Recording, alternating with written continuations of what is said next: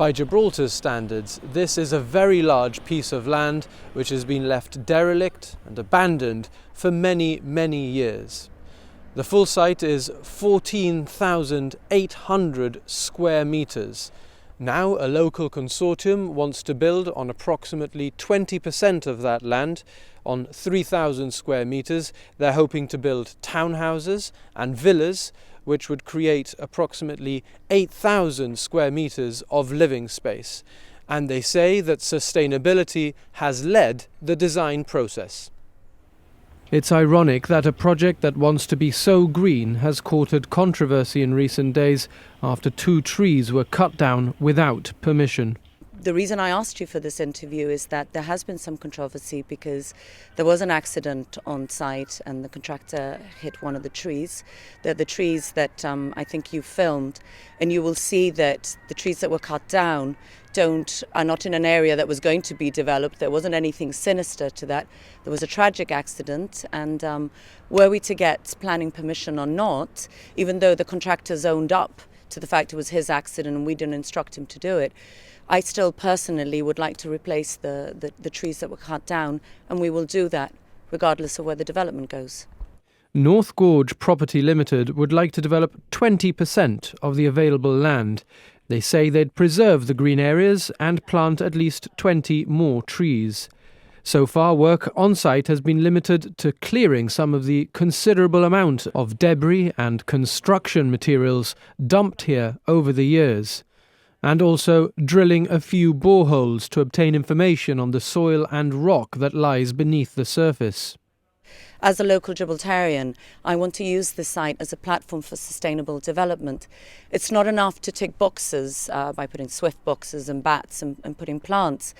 Sustainable development means that from the moment you design, you actually start taking into account where you're going to put solar, if you can harvest rainwater. And I'm very excited that it's the first development in Gibraltar that aims to be carbon neutral. I think it's important to put the site into a bit of a historical context. This site was actually earmarked for development by the previous administration for 500 housing units. In 2014, the present administration announced an expression of interest that had almost 103 units.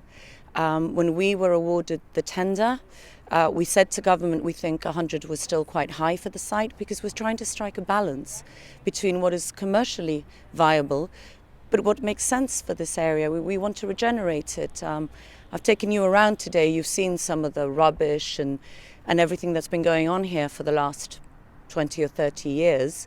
So we've actually now ended up only supplying a design for 45 houses, even though the tender was awarded on 100.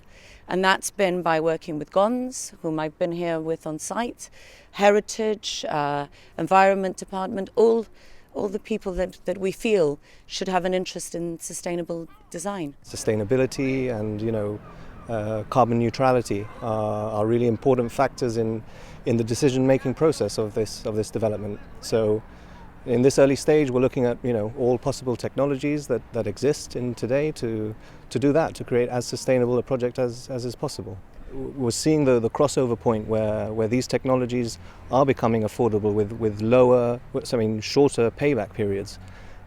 So it does make financial sense in many cases now to do that. And not only in what's being delivered, looking at the energy consumption, water management for the entire life cycle of the buildings. If the project goes ahead, it has been focused to the Gibraltar market, to locals, and there is indeed a waiting list of people that are very excited about this project. It's a largely forgotten site that could soon have new life breathed into it. Plans to develop this plot have now been submitted to the Development and Planning Commission, who are set to consider them at a public meeting in the coming weeks.